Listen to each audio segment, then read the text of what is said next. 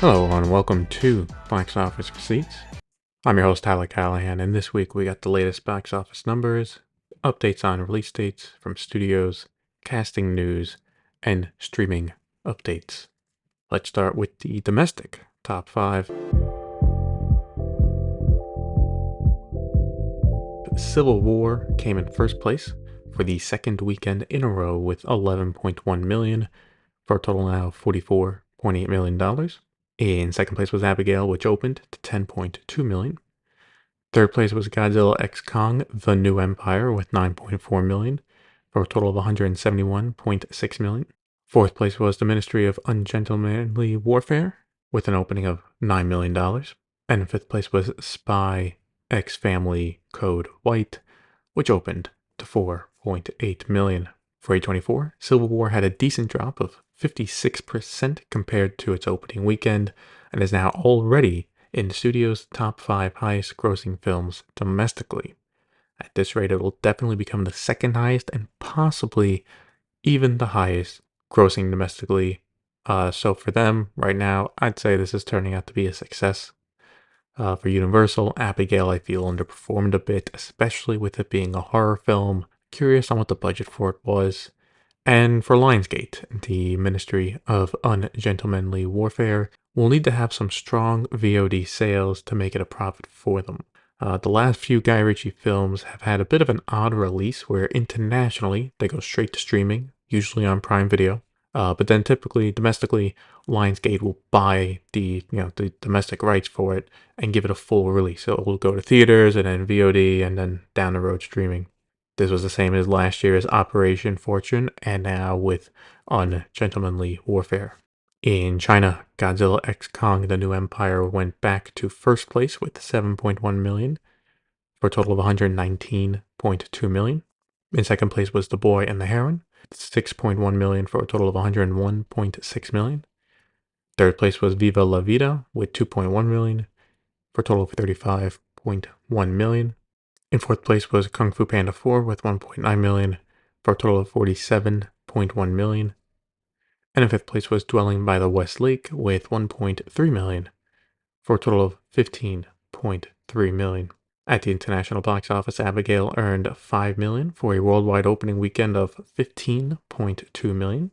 Godzilla x Kong: The New Empire earned another 21.6 million for a worldwide total of 485.2 million. Kung Fu Panda 4 is now at 480.3 million after earning 15.3 million over the weekend. Monkey Man is now at 28.3 million. Ghostbusters Frozen Empire is at 176.1 million. The First Omen is now at 45.1 million. And Dune Part 2 is now at 695.8 million worldwide. Sticking with other box office news for a minute, over in South Korea, the Roundup Punishment has set a new record for opening day pre-sales. Released this week, it got 834,000 tickets in pre-sales, beating the previous record holder, Along with the Gods, which came out back in 2018. That movie got 640,000 tickets sold in pre-sales.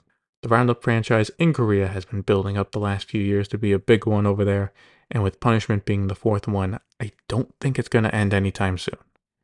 It's a lot like the John Wick franchise in the United States. The more they make, the more it grows and gains interest.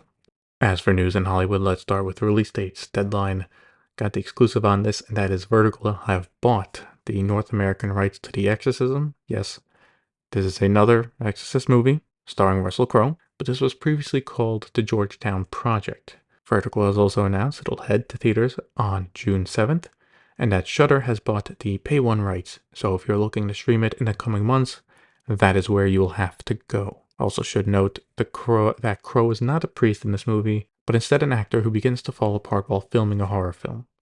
Vertical also released a trailer for the film as well. At Sony, they have pushed back some of their films. Kraven the Hunter was set to come out at the end of summer and will now instead come out December 13th. Taking its place is a horror movie from Sony and Blumhouse called They Listen. With Kraven being pushed back, The Karate Kid is also being pushed back, with it now coming out May 30th, 2025. From Universal and DreamWorks, they are pushing back their next animated film, The Wild Robot, back a week, now coming out September 27th. And Warner Brothers is pushing The Watchers back up. It was originally set to come out June 7th, then it pushed it back a week, and now it's back in its original date, and it's coming out June 7th. In some shocking news at Paramount Global, looks like CEO Bob Bakish might be forced out. Right now, it's just rumors and speculation, but there's a lot going on that, you know, this is one of those situations where there's smoke, there's fire. Like, he is leaving the company in days. As for why, no one is sure yet, but hopefully we get some answers soon. Sadly, there were a few deaths this week. Ray Chan died at the age of 56. He was a production designer who worked on numerous Marvel films, including Avengers Infinity War, Endgame, and the upcoming Deadpool and Wolverine.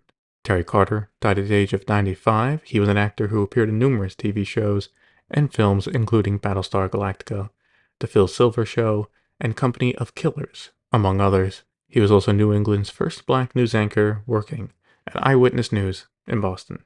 Lauren Cantet died at the age of 63 due to an illness. The filmmaker won the Palme d'Or back in 2008 for his film The Class. Eugene L. Kay, otherwise known as Dusty Kay, died at the age of 69 following a brief illness. He was a TV producer who earned an Emmy nomination for his work on the HBO show Entourage. He also worked on Lois and Clark, The New Adventures of Superman and Roseanne. Gail Nachills died at the age of 72 due to throat cancer. She was an agent that worked at William Morris Agency and was also a former executive producer at Women in Film. And Marla Adams died at the age of 85. She was an actor most known for her role as Dina Abbott Mergen on The Young and the Restless, which she played for 37 years. Thoughts and prayers go out to their families during this time. And as always, fuck cancer. There was an incident in Atlanta this week during the filming of The Pickup, which stars Eddie Murphy. The Associated Press broke the news that an action sequence did not go as planned, and as a result, several crew members were injured. No word on how serious the injuries were, hoping they'll make a speedy recovery. The Academy of Motion Pictures have updated the rules for the upcoming Oscar season. First, they have removed drive-in screenings from being counted towards screenings needed for a film, to be eligible for nominations. This was introduced a few years ago due to COVID. Along with that, the list of the U.S. metropolitan areas that count for screenings has been updated. Miami has been removed, with Dallas as its replacement. As for casting updates, we got exclusives from Deadline. First, for the upcoming supernatural thriller from Brian Coogler over at Warner Brothers, Lee Jun Lee has joined the cast in an unknown role. She was recently in the film Babylon. And we got some casting updates for 28 Years Later. Deadline reports that Jodie Comer, Aaron Taylor Johnson, and Ralph Fiennes has joined the cast. That is a solid group right there, and I think it shows they're looking to make a splash with this film, which is good considering this has been like one of the most highly anticipated horror films people have wanted for the past 15 years. In quarterly earnings reports, IMAX had theirs for the first quarter, and they made $79 million in revenue with a net income of $3.3 million, which is up from $2.5 million. This was good, as for the first quarter, the only big new IMAX film was Dune Part 2. For overall box office revenue, IMAX accounted for 5.9% of the domestic box office. This marks the highest share for the domestic box office ever. And as for the global box office revenue, IMAX's share of it is at 3.4%. I just kind of wanted to bring this up because one thing that's been a bit of a trend that people have noticed now post-COVID or after the pandemic is, while people are coming back to theaters more and more, it has been noticed that people are coming back when they go to theaters. They are going for the premium experience, IMAX, 4DX, yada yada yada. So seeing that for the last quarter domestic box office, IMAX accounted for almost 6% of all the box office revenue. It's just something to keep an eye on. It's obviously not a bad thing. If people want to pay for a better experience, that's fine. Obviously, this will also help IMAX because then theaters will have to pay to upgrade to accommodate. But just, something interesting. For new trailers, Marvel Studios released a new one for Deadpool and Wolverine.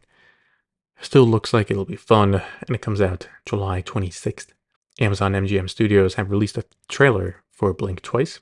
This is Zoe Kravitz's directorial debut, and it is a thriller film starring Channing Tatum and Naomi Ackie. It'll hit theaters on August 23rd. And Neon released a trailer for Robot Dreams.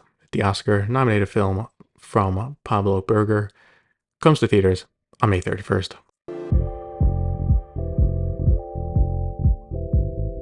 We start out VOD Premium with Paramount, as if they haven't already been busy this week, possibly firing their CEO. At Pluto TV, South Park is getting a section on the service. The main part will be a dedicated channel for the show, as well as South Park-themed channels in other countries, including Canada, Germany, Spain, and others. Paramount Plus have renewed the Dora revival series for a second season. The streamer also announced that their upcoming film, Apartment 7A, will premiere in the fall in the United States, as well as in other international markets.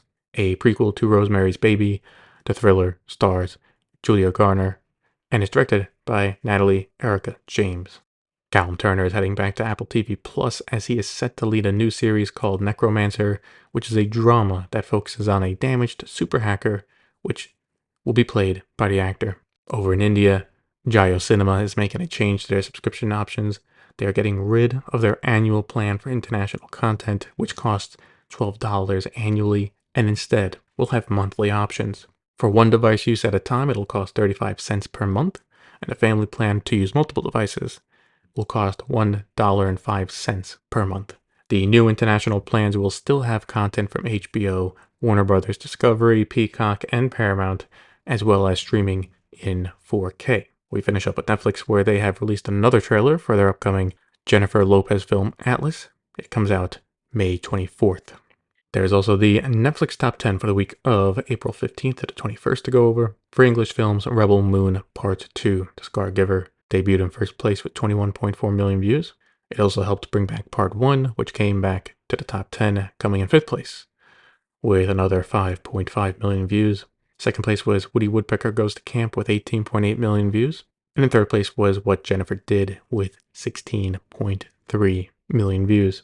For English TV shows, Baby Reindeer came in first with 13.3 million views. Unlocked the Jail Experiment came in second place with 5 million views. And Three Body Problem came in third with 3.2 million views. Baby Reindeer has become a growing hit for Netflix, as it only came in fifth place last week, so it is growing in popularity. And that's it for this episode of Box Office Receipts. If you want to follow me on Threads, X, or Instagram, links to those are in the show notes. Thank you for listening, and see you next time.